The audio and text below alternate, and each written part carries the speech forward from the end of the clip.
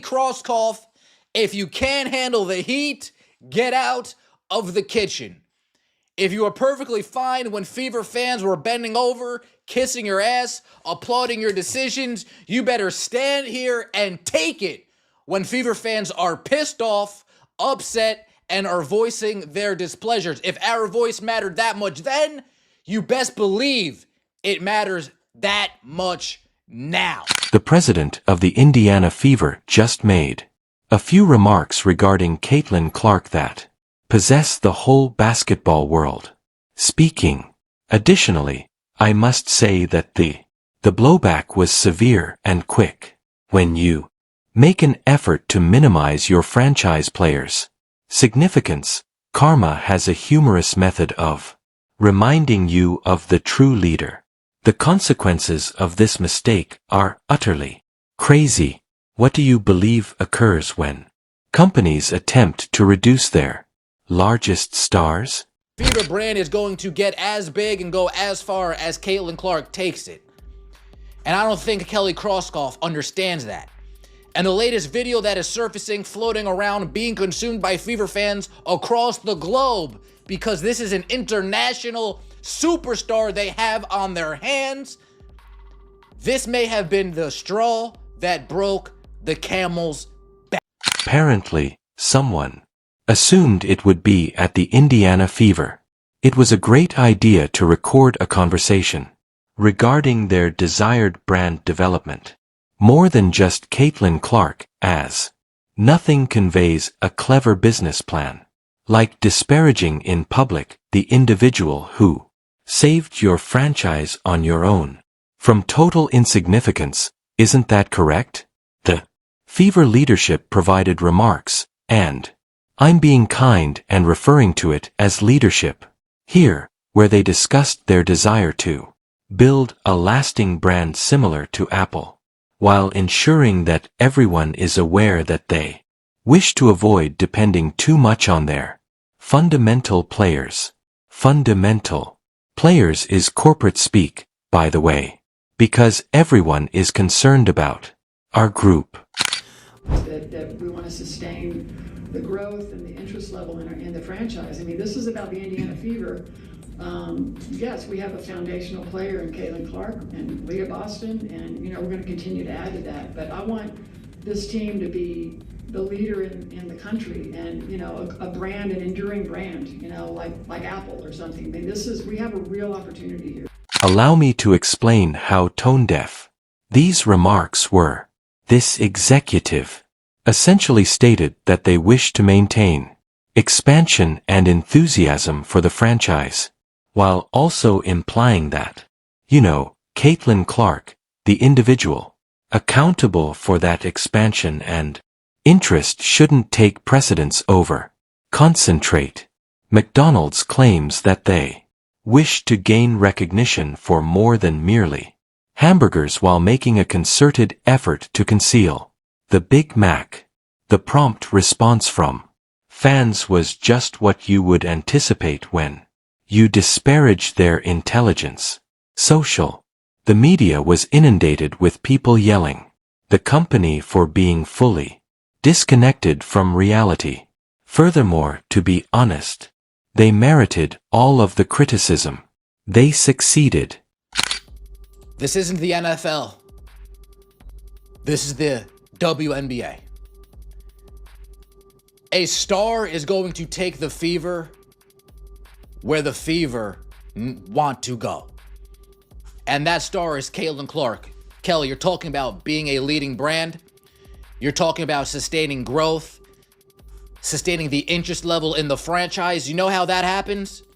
Is if Caitlin Clark stays in Indiana, is if Caitlin Clark is participating in an entertaining and exciting brand of basketball that doesn't take away and diminish her skill sets, that doesn't turn off fans that have been following her for the last 3 to 5 years. This is how these bright business people appear to forget. Prior to the arrival of Caitlin Clark, maybe 4,000 people were watching the Fever. On a good night, each game, television ratings were so poor that they hardly signed up. The group was basically unseen in the world of sports. Next, when CC arrives, they start selling out arenas, setting records for attendance.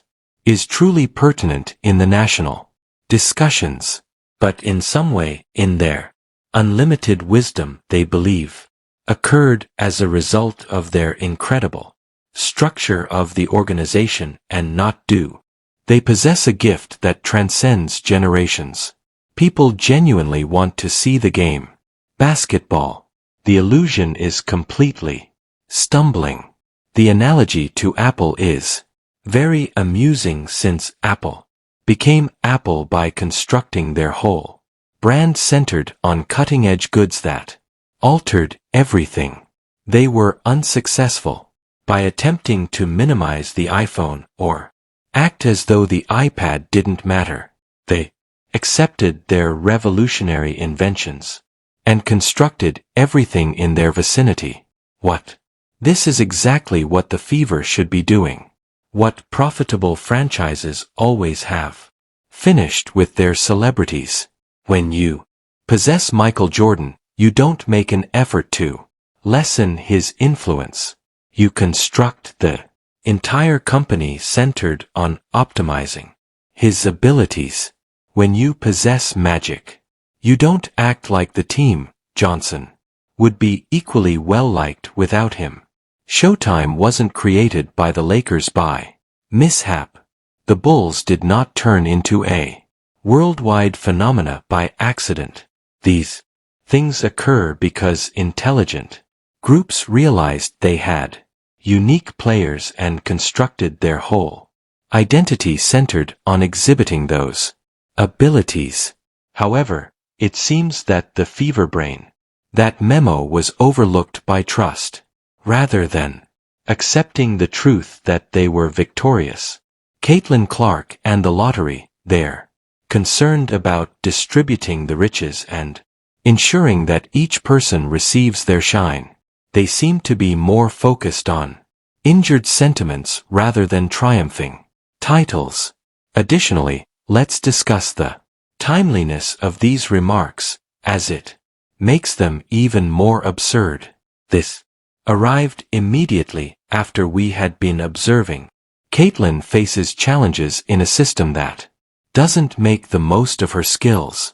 We've seen her needing to struggle for contact, handle teammates who fail to pass, and participate in an offense that appears to be planned to reduce her effectiveness. Thus, when fans are already annoyed by the way the organization is managing their what do? Superstar. They leave public with remarks that essentially validate everyone's worst suspicions regarding their top priorities, as if they were attempting to douse a fire with gasoline. The retaliation was swift and severe. Admirers began to wonder if the organization truly merits Clark, Caitlin. People started conversing regarding how she could benefit somewhere else when her contract situation permits it. The complete opposite of what you desire when attempting to construct a long-lasting brand. And this is the kicker. They have every right to be worried.